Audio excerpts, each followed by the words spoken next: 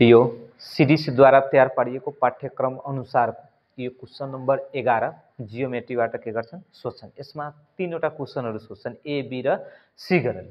यहाँनिर क्वेसन के दिएको छन् कि सँगैको चित्रमा त्रिभुज एलएमजेड समानान्तर चतुर्भुज एक्सवाइजेडएम र एनएलजेडएम एउटै आधार एमजेड र उही समानान्तर रेखाहरू एमजेड र एक्सएलका बीचमा बनेका छन्। समानान्तर चतुर्भुज एक्सवाइजेडएम र समानान्तर चतुर्भुज एनएलजेडएम को क्षेत्रफल बीचको सम्बन्ध लेख्नु छ। यसको सम्बन्ध के हुन्छ त्यो मात्र लेख्नु छ है। त्यसपछि यो त्रिभुज एमएलजेड को क्षेत्रफल समानान्तर चतुर्भुज एनएलजेडएम को क्षेत्रफलको आधा हुन्छ भने प्रमाणित गर्नुहोस् है। तो यहाँनिर यो चित्र प्लस यो क्वेसन यस्तो के गरिएको हुन्छ नि, यो क्वेसन नम्बर 11 मा दिएको हुन्छ है। तो अब यहाँनिर के गर्नु छन्, यहाँनिर आधार एमजेड र उही समानान्तर रेखा एक्सएल र आधार यो के एमजेड को बीचमा बनेको एउटा समानान्तर चतुर्भुज यो एमजेड एक्स त्यसपछि वाई, अर्को समानान्तर चतुर्भुज एनएलजेडएम दुईटीको बेस के रहेको छन् एउटै छन् र उही समानान्तर रेखाहरू बीचमा बनेका छन् भने यसबाट हामीले बुझ्नुपर्ने के हो कि एउटै आधार उही समानान्तर रेखाहरू बीच बनेका समानान्तर चतुर्भुजहरूको क्षेत्रफल के हुन्छन् बराबर हुन्छन् है। त क्वेसन नम्बर 1 को ए नम्बरमा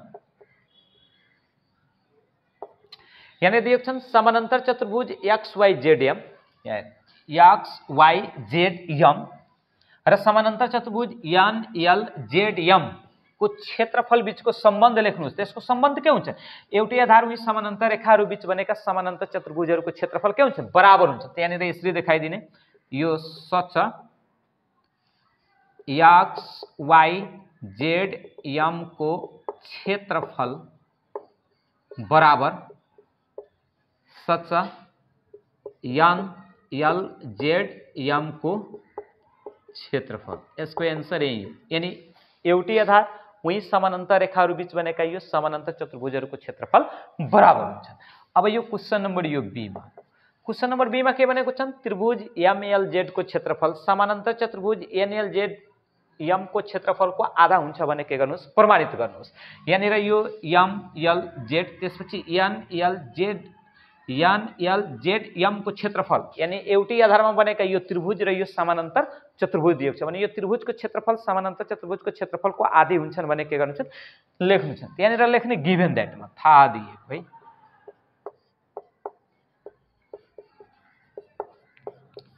थाहा दिएकोमा के लेख्नु पर्यो, यहाँनिर यो एउटै आधार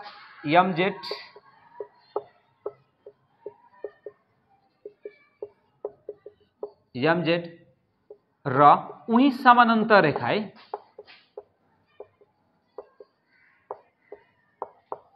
उही समानान्तर रेखाको मतलब कुन एमजेड र यो एक्सएल। त्यसरी लेख्ने एमजेड प्यारलेल यो कति एक्सएल का बीचमा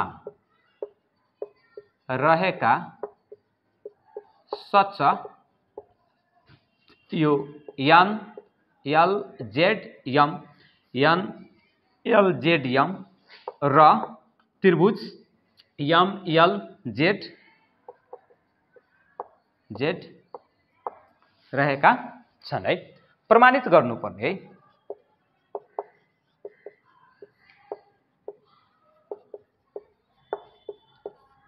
प्रमाणित के गर्नु छन् कि यो एमएलजेड यो त्रिभुजको क्षेत्रफल जुन हुन्छ नि यो एनएलजेड र एम यानी यो सचको क्षेत्रफलको कति हुन्छन् आधी हुन्छ। त्यसले यसरी लेख्ने त्रिभुज एमएलजेड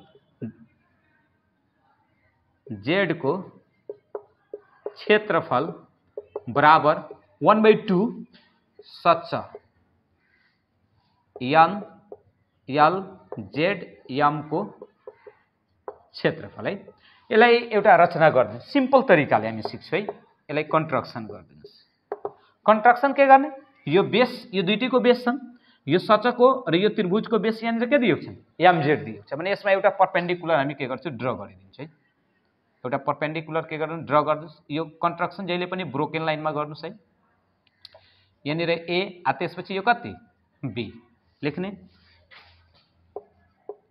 ए बी परपेंडिकुलर एमजेड यानी एमजेडमा एबी परपेन्डिकुलर के गरे खिचे है।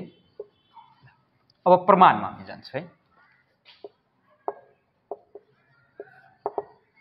तथ्यहरू कारणहरू है।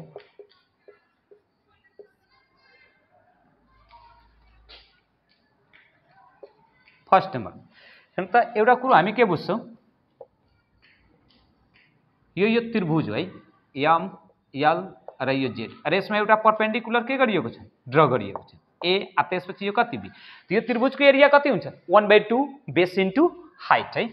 यहाँ लेख्ने ट्रायंगल एम एल जेड को क्षेत्रफल बराबर 1/2 त्रिभुजको क्षेत्रफलको सूत्र 1/2 बेस इन्टु हाइट। त बेस यसको के हो एम जेड हो र हाइट यसको हामी के बुझ्छौँ एबी बुझ्छौँ है। कारण यसको दिने त्रिभुज एम एल जेड को क्षेत्रफल को सूत्र 1/2 आधार इन्टु ऊंचाई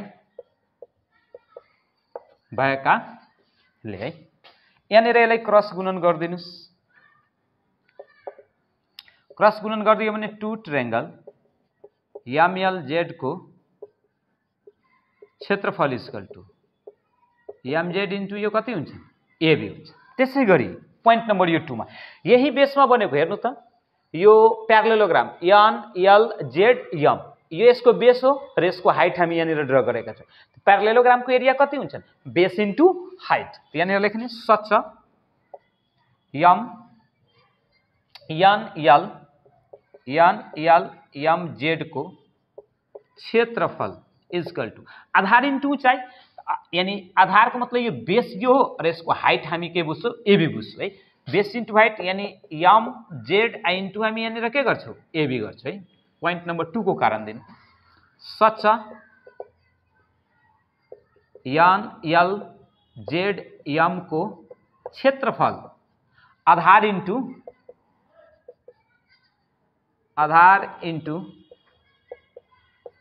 ऊंचाई भएकाले है। अब हेर्नुस् यो पोइन्ट नम्बर 1 र 2 लाई हेर्नुस् त यसलाई कम्पेयर गर्नुस् त। यो एमजेड इन्टु एबी बराबर 2 ट्रायंगल एमएलजेड को क्षेत्रफल एमजेड इन्टु एबी यो सच एनएलजेड को क्षेत्रफल यानी यो पनि आधार इन्टु ऊंचाई यो पनि आधार इन्टु ऊंचाई दुईटै एक आपसमा के छन् यो बराबर छ भने यो दुवै यो कन्डिसनमा यो दुवै एक आपसमा के हुन्छन् बराबर हुन्छन्। त्यसलाई यसरी लेख्ने 2 ट्रायंगल एमएलजेड को क्षेत्रफल बराबर सच एनएल एमजेड को क्षेत्रफल।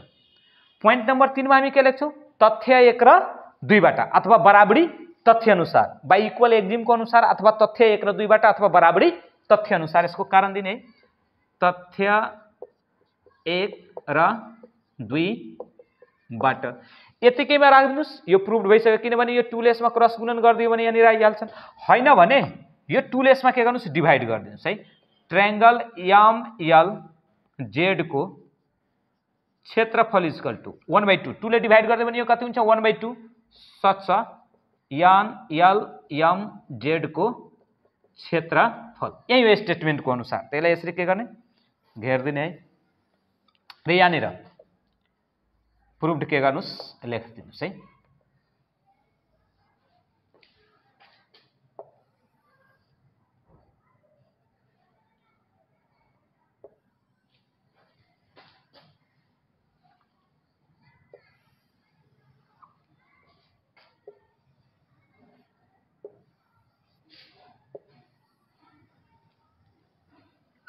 यसको प्रुफ यही है।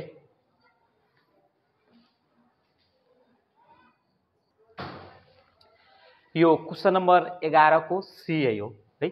सँगैको चित्रमा यहाँ एबी प्यारलेल सीई र एसी प्यारलेल डीई छ। यदि एबी को मध्यबिन्दु यो डी छ भने त्रिभुज यो डी बी सी को क्षेत्रफल त्रिभुज सीडीई CDE को क्षेत्रफल बराबर हुन्छन् भन्ने के गर्नु छन् प्रमाणित गर्नु छन् है। यहाँनिर यसलाई यसरी एड गरिदिनुस् है।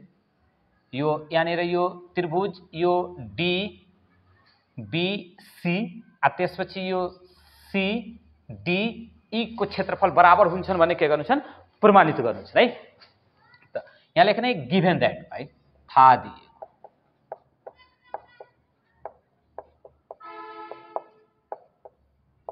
थाहा दिएकोमा यहाँनिर अप्सन के दिएको छ कि AB प्यारलेल CE र SC प्यारलेल के दिएको छन् DE दिएको छ है। र AB को मध्यबिन्दु के छन् D छन् है। AB को मध्यबिन्दु के छन् D छन्। जब यो AB को मध्यबिन्दु D हुन्छ भने यसलाई कति बराबर भागमा विभाजित गर्छन् 2 बराबर भागमा है। ले यसरी हामी लेख्न सक्छौं AD बराबर हामी के लेख्न सक्छौं BD, यानी AB को मध्यबिन्दु के छन् D छन् है। प्रमाणित गर्नुपर्ने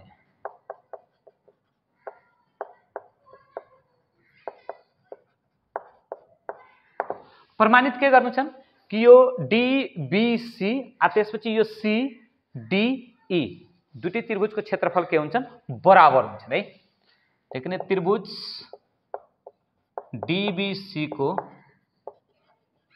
क्षेत्रफल बराबर त्रिभुज CDE को क्षेत्रफल बराबर हुन्छन् भने के गर्नु छन् प्रमाणित गर्नु। अब यसलाई प्रमाणित गर्ने कसरी, यो त हाम्रो यो अप्सन दिएको थियो, मैले यहाँनिर मात्र लेखिदिए।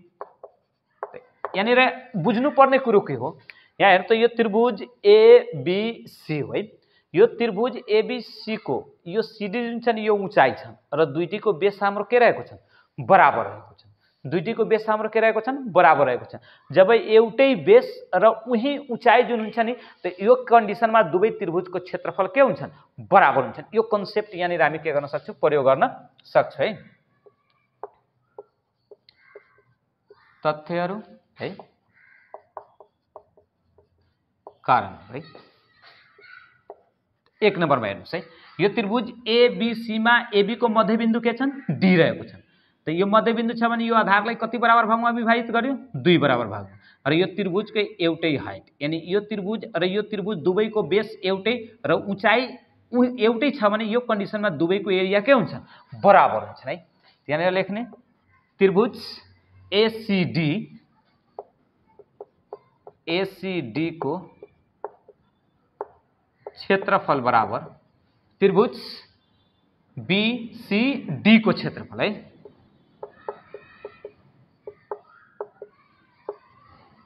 यसको कारण के दिने एउटै आधार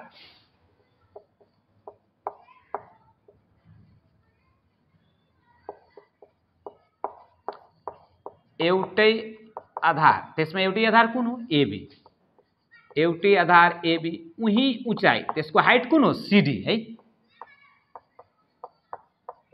उही उचाइ CD, एउटै आधार AB र उही उचाइ CD भएका त्रिभुजहरूको क्षेत्रफल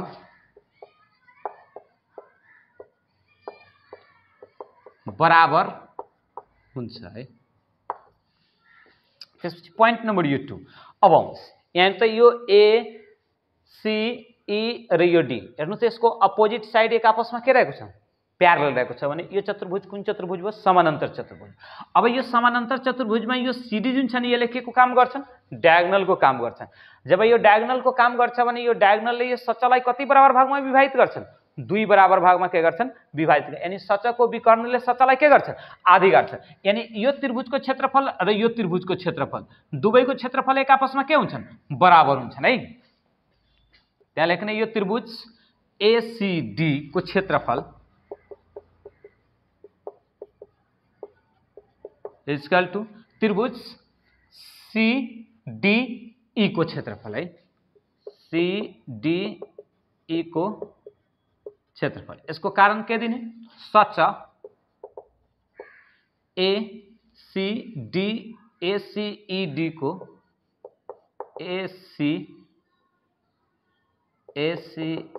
को विकर्ण CD ले सचलाई आधा गर्छ है। यानी आधा गर्छको अर्थ यहाँनिर के भने यसमा बनेको प्रत्येक त्रिभुजको क्षेत्रफल के हुन्छ बराबर हुन्छ। अब हेर्नुहोस् हेर्नु त यो पनि यो ट्रायंगल बीसीडी को क्षेत्रफल जुन छ नि यो ट्रायंगल एसीडी को क्षेत्रफलसँग बराबर छन् र यो ट्रायंगल यो सीडीई को क्षेत्रफल जुन छ नि यो ट्रायंगल यो के को क्षेत्रफलसँग एसीडी को क्षेत्रफलसँग बराबर छ भने यो दुवै एक आपसमा के हुन्छ बराबर हुन्छन् है। पॉइंट नंबर यो 3 यहाँनिर यो ट्रायंगल यसलाई डीबीसी लेख्नुस् अथवा बीसीडी लेख्नुस् एउटै कुरो है। यहाँनिर लेखिदिन्छौँ हामी यो डीबीसी यसलाई यसरी लेखिदिनुस् डीबीसी को क्षेत्रफल इक्वल टु त्रिभुज यो सीडीई को क्षेत्रफल। यसको कारण दिने कसरी थियो त यो दुईटै यो ट्रायंगल एसीडी को क्षेत्रफल एसीडी को क्षेत्रफल इक्वल एक्जिम को अनुसार लेख्नुस् बराबरी तथ्य अनुसार अथवा तथ्य 1 र 2 बाट जुनसुकै लेखे हुन्छ है। यहाँ म लेखिदिन्छु तथ्य 1 र 2 बाट अथवा यसको अर्को कारण हुन्छन् बराबरी तथ्य अनुसार। यही हाम्रो स्टेटमेंट को बराबर हेन्स यहाँनिर तलबाट यसरी घेरिदिनुस् लेखिदिनुस् हेन्स प्रुभड।